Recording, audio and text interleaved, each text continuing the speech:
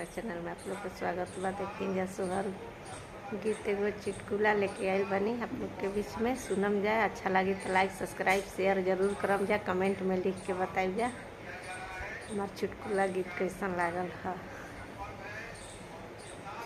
अरे जब से सौरिया में पड़ गनी हो दोबारा गइल राजा, जब से सौरिया में पड़ गनी हो दोबारा गइल राजा। कही तू तो प्यारी धनी मम्मी बोलैती, कही तू तो प्यारी धनी अपन मम्मी बोलैती।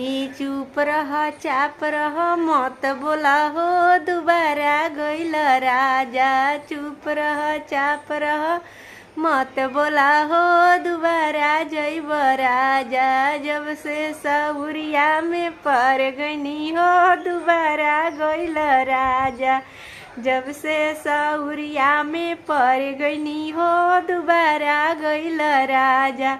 कही तू तो प्यारी धनी अपन भाभी बोलैती, कही तू तो प्यारी धनी अपन भाभी बोलैती। चुप रह चाप रह मत बोला हो दोबारा जइब राजा, चुप रह चाप रह मत बोला हो दोबारा जइब राजा। जब से सौरिया में पड़ गनी हो दोबारा गइल राजा, जब से सौरिया में पड़ गनी हो दोबारा गइल राजा।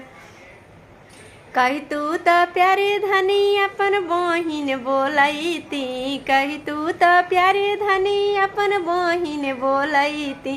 चुप रह चाप रह मत बोला हो घर लुटा दे राजा, चुप रह चाप रह मत बोला हो घर लुटा दे राजा। जब से सौरिया में पड़ गनी हो दोबारा गइल राजा। कही तू तो प्यारे धनी तोहर मम्मी बोलैती, कही तू तो प्यारे धनी तोहर मम्मी बोलैती। झट कर पट कर कार भेजा हो तू मोटा जइब राजा, झट कर पट कर कार भेजा हो तू मोटा जइब राजा। जब से सौरिया में पड़ गनी हो दोबारा गइल राजा।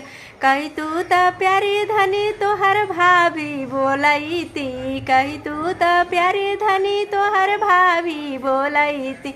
झट कर पट कर कार भेजा हो तू मोटा जइब राजा, झट कर पट कर कार भेजा हो तू मोटा जइब राजा। जब से सौरिया में पड़ गनी हो दोबारा गइल राजा। कही तू तो प्यारी धनी तोहर बहिन बोलैती, कही तू तो प्यारी धनी तोहर बहिन बोलैती।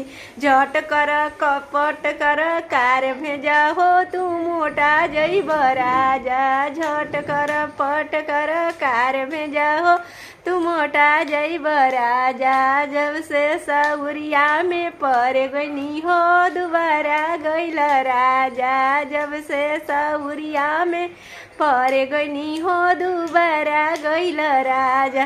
कैसा लगल हमार सोहर गीत खिलौना? अच्छा लगी तो लाइक सब्सक्राइब जरूर करब जा, कमेंट में लिख के बताइब जा कि कैसा लागल हमार सोहर गीत। तब तक अगला वीडियो में मिलब, बाय।